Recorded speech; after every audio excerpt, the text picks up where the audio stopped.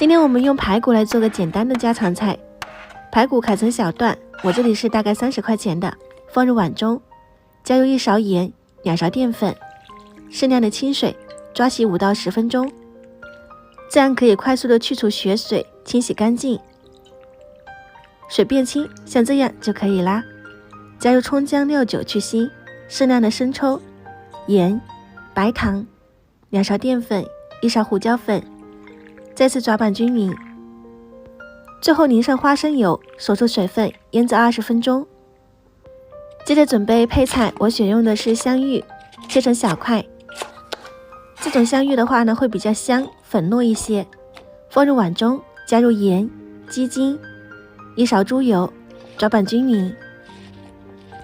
加入猪油可以让口感更加的油润好吃。放入盘底，加入适量的清水，上面码上腌好的排骨，再淋上汤汁。锅里面水开，放进去，大火蒸30分钟。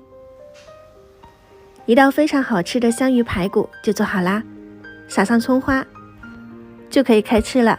夏天如果和我一样没有胃口，可以试一下哦。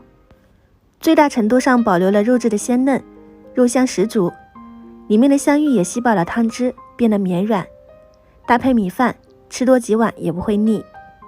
今天就到这里啦，我先开饭了。喜欢我的视频，记得关注我哦，我是夏妈，下期再见。